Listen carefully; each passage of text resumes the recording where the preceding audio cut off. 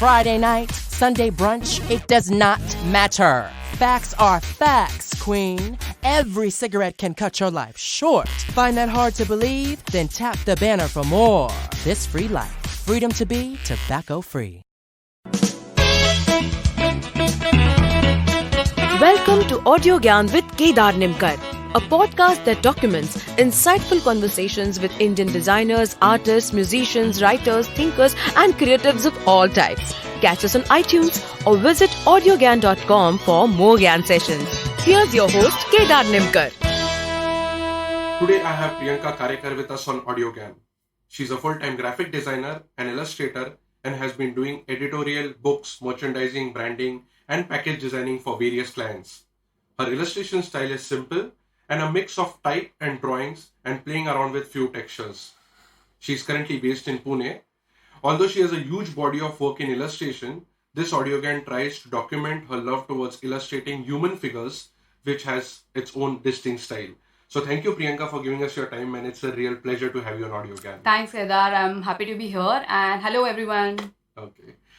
So I've come up with 5 questions, and let's see how we explore this fascinating world of illustration, because I've been doing a lot of interviews with illustrators from various parts of the country, and I wanted to specifically talk to you about human figures and what's your thought process behind it. So to begin with, what is the most fascinating thing about illustrating human figures? I mean, what have been your learnings so far? How has that discovery phase happening? So I think in terms of human figures, you come across a lot of people every day. You interact with a lot of people daily basis. Even if you're walking on a road, there are a lot of characteristic, the people that kind of catch your attention. So every person right sitting next to you, maybe he has that unique style of sitting, the way he sits every day, or somebody you're talking on a phone, he has that particular tone of voice. So there are a lot of different variations when it comes to humans. And being human, I think, it's like you have a lot of facets to your personality. And as an illustrator, I think I somewhere try to do that, try to give that justice to every character that I draw. So human figures are interesting in terms of there's endless opportunities and possibilities that you can tackle it in terms of medium also, and in terms of depicting that unique personality. So you don't really need to focus on the features. You don't really focus on that. Is it really, giving me that person's exactly look and feel? You don't really need to focus on that. You can focus on the characteristic or the personality that's going to build. Maybe it can be through the colors. Maybe it can be just through the way he, the person is going to put the hand. So that's kind of personality things. Like, for example, if somebody has like a nice colorful hair. So you don't really need to think about anything else. Even if it doesn't have any features on her face, even if you don't show her body, how her hair is, you will be able to associate exactly that person who is. So with human figures, there's a lot of variations. Sorry, and how does does this conflict with the caricatures? Or caricatures have a different connotation, I understand that. But in that also you try and exaggerate a particular element which depicts that person, right? Correct. So caricature is, I feel that it's a completely different style. So where you are trying to do, maybe we can say, like a little abstract version of drawing human figures. It's not the way you will draw caricatures, because in caricature you're focusing on that unique parts of that personality. Maybe you're blowing up the face, maybe you're blowing off certain feature. So that's how the caricature works. There's some sort of a humor attached to every, artwork. Where in illustrating humans, the way I draw, maybe there's not just humor as a part of it. Maybe there's some more, purpose towards it. So it has different mood, it has different feelings. There's a different emotion that it will evoke when you're seeing that illustration. So caricature, I feel it's a completely different, way of depicting portraits. So that's a different style. There's some sort of a fun or a quirky side to it. Interesting. Yeah. And going a bit philosophical, then when you are illustrating a particular figure, are you judgmental? Because it's difficult, right? It's difficult to just put it on a canvas or any medium the way the person is, but you are somewhere judgmental that yes, this feature stands out. Yeah. This feature is unique to this person or this situation. And that's very important, I feel, Kedar, that whenever, like for example, caricature style, whenever somebody is, if you ask, like if I ask you to please, Kedar, you have to make my caricature and you will draw it, and the minute I see it, I'll feel nice. I'm like, okay, nice, but my nose is not that big. My eyes are not that bad. That kind of a reaction you'll give after, and maybe you won't show it to your friends because you feel that guilt factor is more associated to that. But it's not like that. These are your unique features. These are like unique characters that's kind of making your personality. So that kind of yes, you will be judgmental. Like you will always judge that this is how, or somebody you're drawing, that person is going to judge that my hair doesn't look like this. It's not me. But as a third person, when I am drawing you, I'm seeing through my lens. So I have my vision, that's, kind of reflecting into a drawing or an illustration that I'm doing of you. So that's how it's going to be. You'll be always judgmental towards your work. Even if you draw like, you are going to judge yourself. But it's okay. Just let it be. I think that's how it should be. Interesting. And what have been your learnings in this discovery phase? So you're talking about learnings in terms of only drawing human figures, or in general as an illustrator or a designer? Both sides you can probably briefly. I think I'll go first with the human figures, like you discussed that, I think in terms of drawing figures, first you need to know the basics. You can't let go the basic anatomy of human figure. Even while doing illustrations? Yes, you have to. And specifically when you're doing human figures, you need to know. At least you need to be aware that, what should be if I'm drawing the figure height is something, let's say 5 feet or whatever, you need to know how, long the hand is going to be. You can do all the variations in style in terms of distortion or anything where you have blown up the face, you kind of making the body look really exaggerated. You can do that. You can all do that exploration. But before that, you need to know the basics. Because if you're not clear on the basics, you won't be able to play with it. Because in the end, then you are just, what your agenda or what your purpose is. Okay, then I have to create my own style. Then I just need to blow up my face and it will be a different, style. Or it's the same thing that you need to know the rules to bend the rules. Yes, exactly. It's like, when we were kids, we didn't really, wake up and started, talking about, basically learn the language. You start from the letter. So you need to know the basics. Even if really, it's in a really base level or a foundation level, but you need to know. Not necessarily like you need to do always live sketches. It's okay. If you don't want to do it, don't do it. But then you need to know. You need to know the basics for sure. And like you said, in terms of illustrator or designer, the learnings are that you need to keep sketching or drawing every day. You have to keep yourself motivated. I know at some time, even with that happens with me all day. Like every day I get, and to be very honest, I'm not really a positive person. I know who are going to listen to this, and specifically my friends, they're going to see, finally you said it and you accept that you are not really a positive person. So I always demotivate, somehow myself. Like you said, judgmental part. So I'll see my sketch and I'll say, it's not really working. It's not that up to mark. So I'll keep exploring. Not today, I'll do it tomorrow. Tomorrow I'll do something. It's not really up to that mark. It's okay. So what I've learned is it's okay if it's unfinished. It's okay if you're not happy with. Just give yourself a deadline. Like every day, just 1 hour, I'm going to sketch. I'm going to draw a human figure. I'm going to draw fruits. I'm going to draw whatever that's front of me. It can be just remote. It can be TV. It can be person sitting next to you or front of you. I'm just going to draw and put it on paper. Because that's how your style or as an illustrator, you're going to evolve.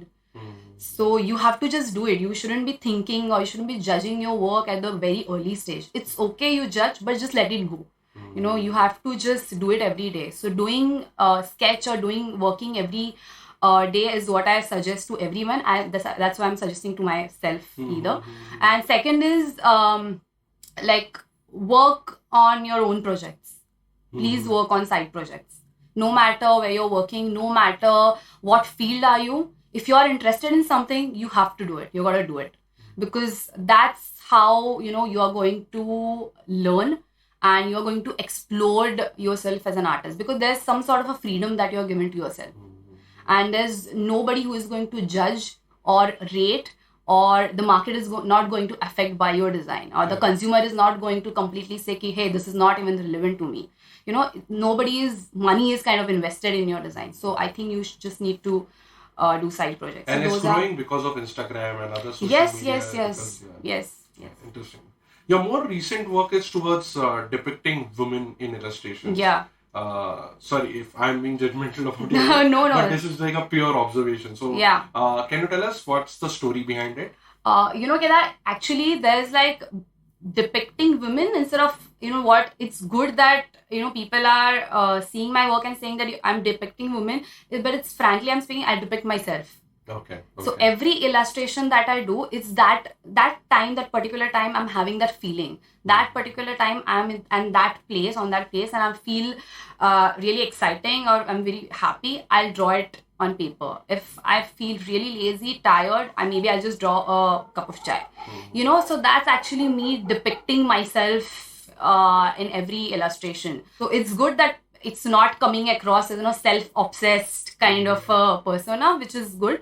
But and being a woman, you kind of understand and feel every aspect.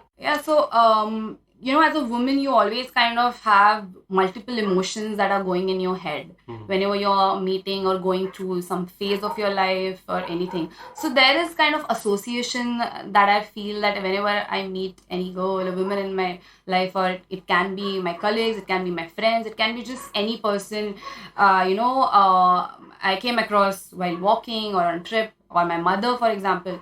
So those all aspects are kind of, come together when I'm drawing or reflecting that in my women illustration. But it's mainly me and my everyday kind of mood. Superb. So this is, I wanted to generally ask, I'm just trying to articulate my question over a period of time with different people whom I'm interviewing. Yeah. But I am like a self-taught designer, and I don't come from a design school per se, right? But what I've observed, few paintings here and there are these really real-looking paintings, like the way Raja Ravi Verma's painting, or say the Mona Lisa, for example, right? It's very realistic. It's a realistic. I think, if I'm not wrong, it's pre-modernism. Right? So there was an era where all the illustrators and all the painters, artists were exploring how real can the painting be. Can it be like almost like a real person? If I cut to jump to today's illustration and the type of content I am consuming, the type of artwork I am consuming, there are people who are going abstract or going with solid lines, only line illustrations. So have you pondered upon those lines, that how does do you try and make things which are much more real looking, or you want to go just abstract, or you want to just go as a reference that yes, like there are different styles, right? Just with maybe like this guy. Even Raja Ravi Verma, that's a style. It's not really, it used to happen in some era. It still happened. There are few illustrators in India and even outside India. They follow the same technique, the same realistic kind of, working with the figures. But the trend in the market of like having the era has also changed. The consumer is changed. The young audience is also changed. The kind of society that you're living in, that also changed. Earlier you used to have a lot of time to do a lot of things. Do you really have now? So why these other brands are also coming in play? If you ask that question the same way you're asking for the styles, because that's the maybe need of the society also. You're getting evolved as a person. When you say that you're getting evolved in your style, the same way for the years and years, the artists are also kind of, taking that heritage. Of course, passing on that heritage to the younger generation. But younger generation also has their own perception towards or depicting any media or the artwork. So that is also going to evolve. The style is also going to evolve. It won't be the constant that you're going to see maybe, 20 years back or 500 years back. Maybe after 2 years, you'll completely figure out that since it's a digital world and we all are going into this, digital era, maybe there won't be any illustration. Maybe there's something else that the illustrators will come up with, the different tool altogether. So it's all getting evolved. It's like a journey. So I won't say that kind of a realistic depiction is fading or it kind of belonged to a certain era. It's there. Some people still do it. Some clients or some consumers really ask for it. There are audience like that. But like you said, that the time is also one of the key factors nowadays, and if you say the vector-based, like you said, the vector-based illustrations, or you can say that vector-based icons, I feel that specifically when I talk about icons, I don't think you really need to be only illustrator to draw. I feel that, if there's a project that you need to do illustration, but it's not as detailed or, there's not really illustration-centric design. Even a designer or somebody who's not really has that expertise in illustration should be able to do what really clients want or what the purpose of that artwork is. So I think that also may be one of the needs that these vector-based kind of simple graphics are coming in play. So I think, and it's not really abstract. There are artists that are doing completely abstract work, but again, like it says, until and unless it's solving the purpose and it's relevant to the exact audience that you're talking to, it should be fine. But is there an inherent or internal drive within an illustrator that I want to pursue this style, or it happens as and when you keep doing? I don't think so. And you know what, Kedar, nice that you asked actually this, because what I feel or I've noticed nowadays, that you go to Instagram, you go to Facebook, any social media, I'm a premature illustrator, I don't know what I'm doing, I don't know what my style is. I'll follow some artists, and that artist's work is kind of influenced me to do, the style that maybe, he's comfortable with. So then I started feeling, I've done 2-3 artworks in this style, I think this is my style. It's not like that. It's never like that. It's a longer journey. It's okay, it's going to take 1 month, it's okay, it's going to take a year or more than that, it's okay. But just focus on your uniqueness, focus on your style. Don't just follow somebody just for the sake of, I think I also can draw the eyes that he, is doing it. Because that is not going to work. So yes, you kind of, when you see any artist work, you always come across and feel that maybe this is the style that, this is my style. You actually resonate with it. Yeah. It forms like an echo chamber for you. But so that artist illustration should be an inspiration, should motivate you to do your own. Your illustration should never be a part of, their kind of work. So if somebody is going to see your work, they should be, like you said, that whenever you see my work, you should be able to see, I know this girl, this is Priyanka's work. There shouldn't be any case when people are saying, I think I've seen this work somewhere. Is it this artist? Is it that artist? So that should never happen, and it will happen. The style will eventually come. Correct. But you just have to do it every day and give some time to it. In fact, in Marathi, there is one nice word for this: Anukaran and Anusaran. Correct. Yes. Right? So obviously that's a different audio game session altogether. Yeah. But yeah, Priyanka, I wanted to ask you more about this particular project of yours, because this is of my personal interest and I'm thinking on those lines as well. Yeah.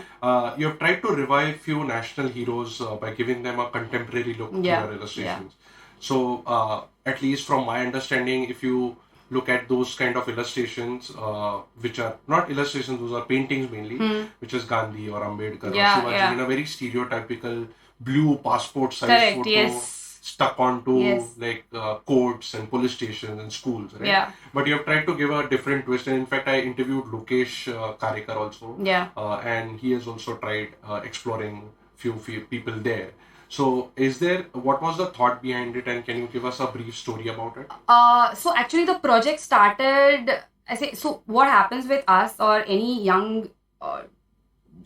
I can talk myself. I don't want to be judgmental and I don't want to talk about others. But what happens with me is like, you always think, kind of recall or remember freedom fighters either on 15th August or 26th Jan. Rest of the year, you really don't care and nothing happens with it. Or any tragedy. Yeah, exactly. Yeah. So, but when it comes to Game of Thrones, when it comes to Marvels, when it comes to DC characters, you can talk about it entire year. You know, why is it happening? You have you always associate freedom fighters. Okay, this is just a history chapter. You know, so I feel the problem is that there's no relevance to this younger generation. So you always, if you Google Savarkar, you always have that typical photo of his with, which is correct. This is how he was. It's correct. You shouldn't be take completely freedom that you will end up making him look like Bappi Lahiri.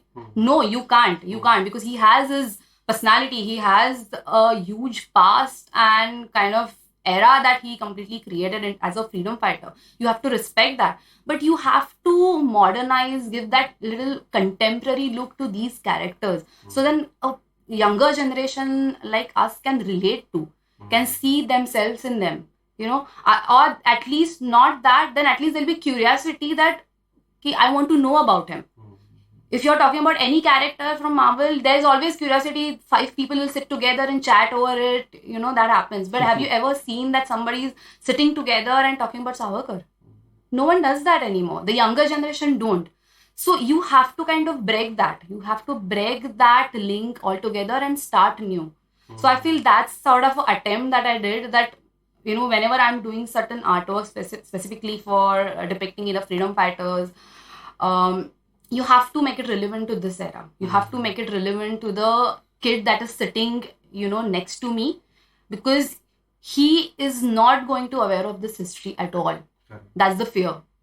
So as an illustrator or a designer, we have that power. We have that visual power. We have that ideation techniques, and we have all that power. Mainly the craft and the skill. Exactly, we have that skill. We can make them look really modern, so that kid sitting next to me is going to ask that, who is he?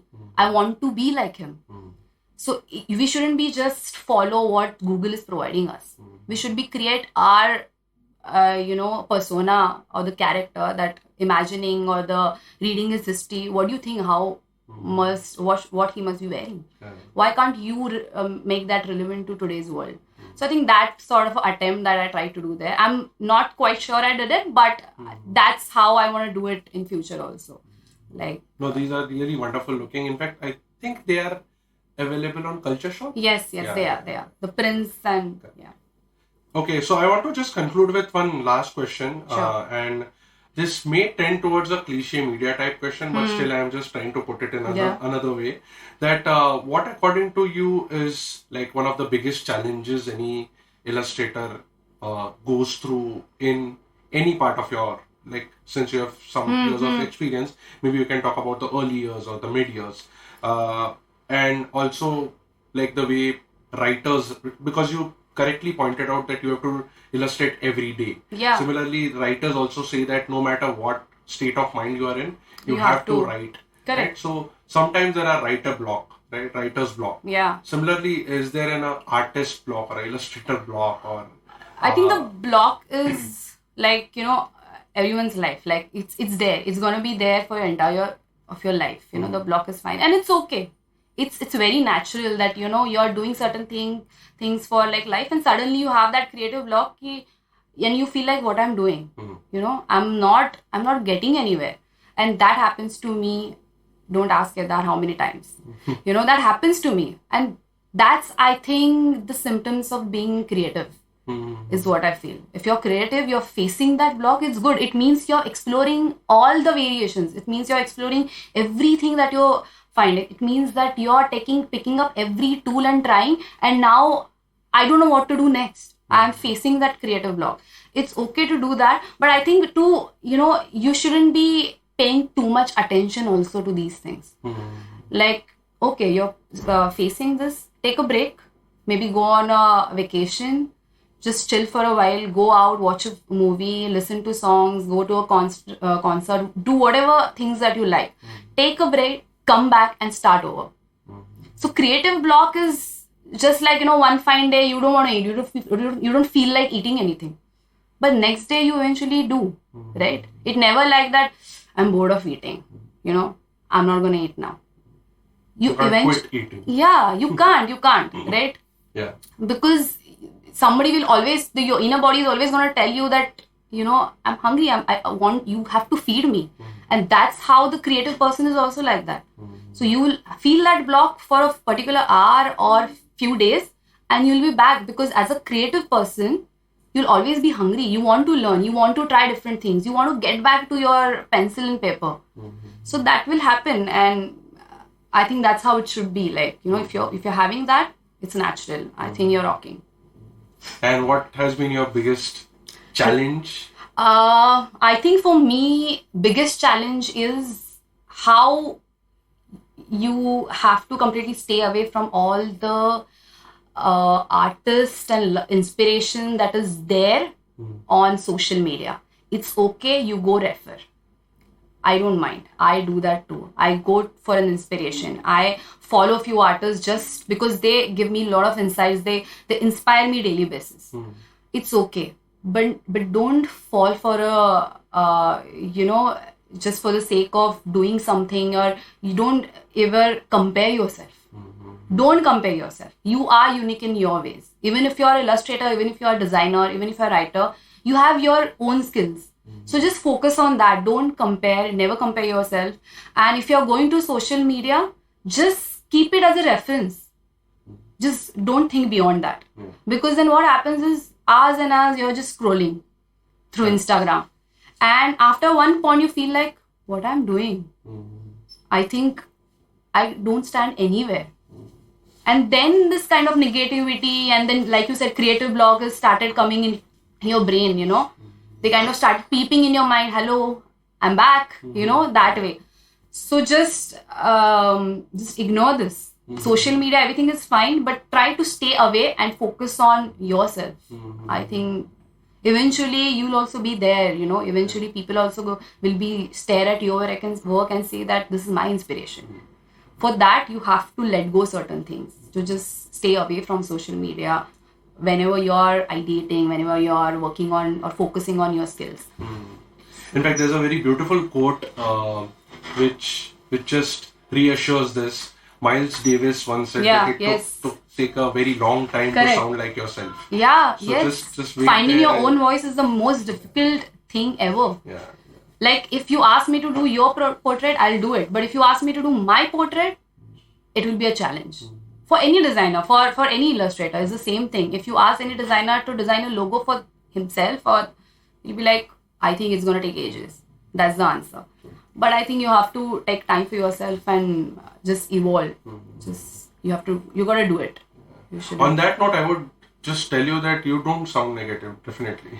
I may not. Thank you, Kedar, for saying this here, because but like I said, I may not sound negative, but whenever I do any work and that happens, I don't know how many people, how many artists can relate to this.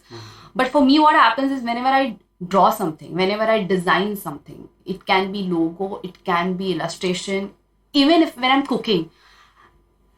Whenever I'm done, the first reaction will be, I don't think it's good. I don't think it will taste nice. No, I think it's not a negative thought, because even I go through this similar situation a lot of times. But what I've observed is that you have really set really high benchmarks for yourself. And that's where you land up in that state of mind. I think you're right. Yeah. I've seen that, because I was trying to learn flute for some time. And my guru told me that at least for 5 years, don't even tell anybody that you're learning flute, because first 5 years is just listening. Correct. Then maybe next 10-15 years is your own riyaz. Sure. And then it's because these things are very classical. So Correct. There are two ways. In fact, a lot of audiogan sessions will depict this thought, that there are two schools. Like, one is a classical school where you come from like gharana style, you come from hardcore, right? Yes. And then there are other people who are like pop type people who just explore some medium, play around with graphics, play around with whatever, like different things, and then they also produce good artwork. Yeah. There are different schools. I think we belong to that classical school where the benchmarks are really high. I mean, to give you one example, when I finished my 12 years of designing as a career, and I was happy that ek top zalai maza tha, 12 years. Yeah. But the benchmark was Kishori Amonkar has been doing, was working on just Bhoop Raag for 25 years. Like just one raag, 25 years. Yeah. So we are not really even comparing what. Like, Correct. There's nothing to compare here. So I think it's also because, you always, whenever there is any subject that you're working on or a concept or anything, you always go outside and look for an inspiration. You always think that details are what I want to achieve. It needs to look fabulous. It needs to look layered. It's not really like that. Maybe, something just holding, in your hand, that is what you need to draw. But you always go out and seek for that inspiration, seek for motivation. So I think that's kind of, struggle as an artist that we kind of always do. So that shouldn't happen. So yeah. Cool. I think this is a positive note. Yes, it is indeed. And, yes. Obviously there's lots more to talk about illustration, and I'm really happy to have this sort of a conversation, and let's see if we can have you again on AudioGAN. Sure, anytime. Some yeah. other topic. Sure, will do. So thanks a lot again for giving your time, and it was wonderful talking to you. Thanks, Kedar. Thanks for, letting me be a part of AudioGAN. It was amazing. No, my pleasure. Thank you. Thank you. That's it. And that's it from today's Gyan session. Catch us on iTunes, Saavn, Stitcher or any podcasting app you use. Do rate us on iTunes and follow us on Twitter, Facebook and Instagram. Stay tuned for more Gyan on audiogyan.com. Till then, bye. Metro by T-Mobile has the best deal in wireless. Switch to Metro and get 2 lines for just $80 with Amazon Prime included. All month, every month. Plus, now get 2 free Samsung Galaxy J7 Star phones. Get the best deal in wireless today. Only at Metro. Plus sales tax and activation fee. $50 plus rate plan required. Not valid for numbers currently on T-Mobile network or on Metro in past 90 days. Offer subject to change. Offer valid for new Amazon Prime members. Amazon Prime has a $12.99 per month value. Eligible port required. Restrictions apply. See store for details and terms and conditions.